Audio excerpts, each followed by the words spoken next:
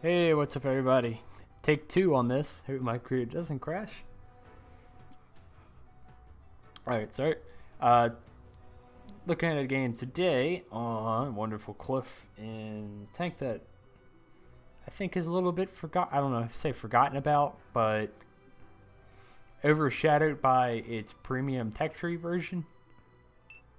That's the Walker Bulldog, the tech tree variant, not the 90mm.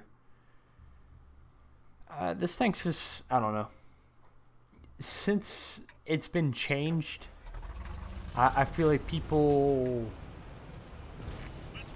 just kind of shove it to the curb, in a combination of the fact that it doesn't have that 10-shot autoloader anymore, which in my opinion, it's a good thing that they got removed off that, because it was like 1500 average damage. Burst potential at technically it was a tier 7 then, but it's all at tier 8 matchmaking basically. It was disgusting. You could basically clip out any tier 8 almost. And yeah, it was just kind of filthy. But now it just has this single shot gun, which I still like actually, to be fair. In a combination with this thing still has some benefits over the 90mm,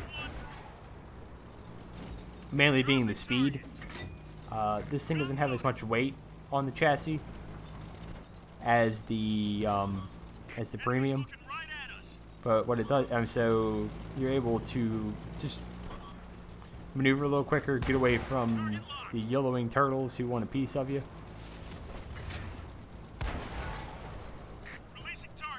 And just overall, yeah.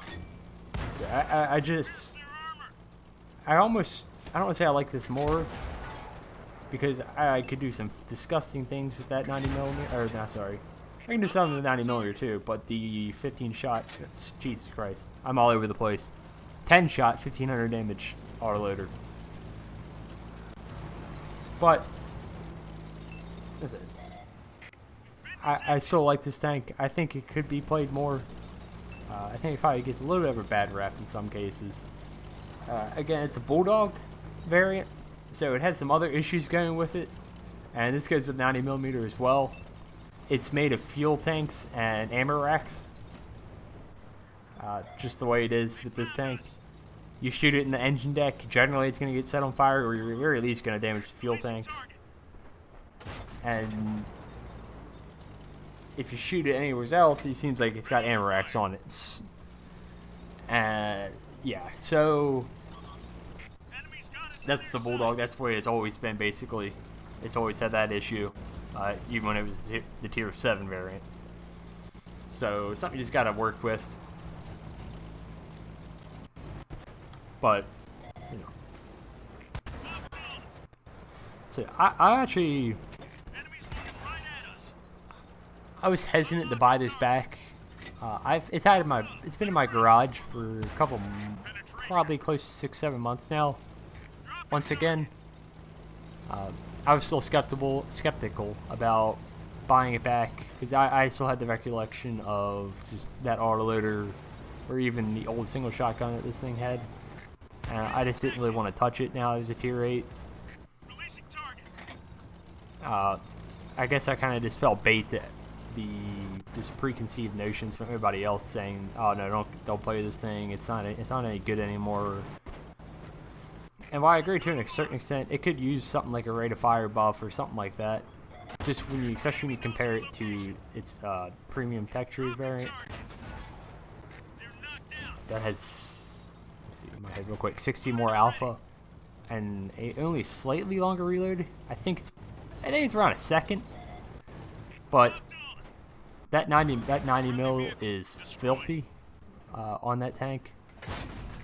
You will rack up damage so quick, and then you get the HEP rounds as well. But like I said, I like this gun also, just because I can do these snapshots like this. The aim time is very good. I think it's around 1.9 seconds or so. I mean, it's crazy good. you can just do these real quick, like just move back forth and just do these RBRT shots like that, and you're gonna rack up damage super quick to the ridgeline peaks like that, and it's really fun for that kind of gameplay style. And you can also get that speed working for you too is nice as well. And it still racks up the damage.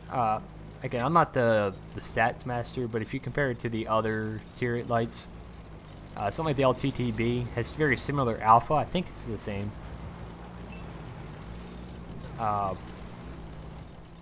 They're both around that 170, 180 alpha. This has a faster reload, actually. It has like a 0.2 second faster reload, all maxed out.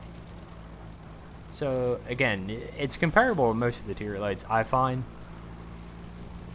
Plus you get the APCR standard, so the shell velocity is fairly decent.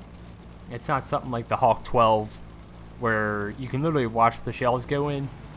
And it's very good for fighting other lights. You just don't want to get shot, basically, because, like I said, this thing's made Amarax, as I Amarax the AIS.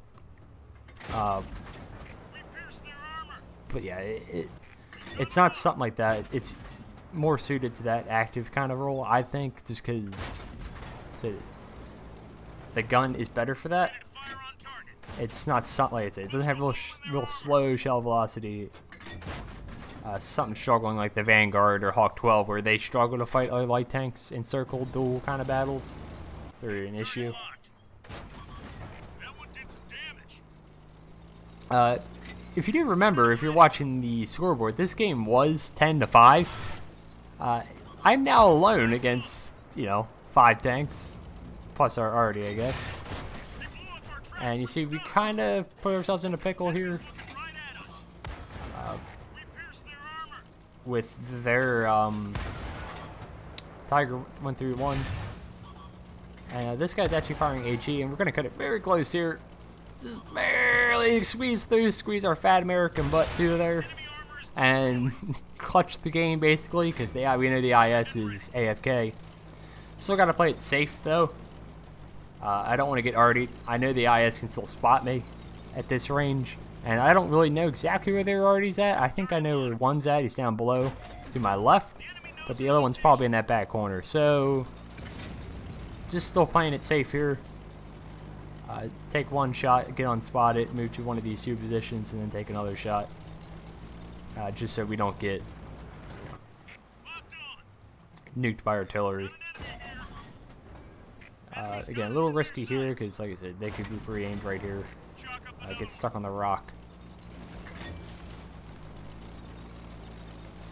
And now I'm just going to have to go in, reposition, get unspotted, and go in for the arty. Hopefully not get shotgunned. We see the M41 is getting a little frisky here. He thinks he's going to charge us. And this was me with mobility. We're just going to juke around and do the old slide maneuver and take him out of the game. And also get behind the cover of this rock, so hopefully their other arty can't shoot us, basically. That's something I'd like to go over in a video a little more. Something, I guess, one of the minor details is my use of the handbrake turn. It's something that's very key to how I play lights, but I don't know if everybody always notices it in like turning situations. But I used it a couple times there. Against FCM and against the M44. It just helps maneuvering, and I have a weird setup for it. And it brings us to a little bit of a topic really quick. As you see, a great game here, nearly 5,000 damage. But if I like these like color commentary, not color, these play-by-play commentary style. But I'm just wondering, give me ideas from you all if you'd like to, what you'd like to hear me talk about. Something about light tanks, something about just the game in general. I don't care, anything. Something you want some insight into, just something. It's not just me doing the play-by-play. But anyways, I'll catch you next time. See ya.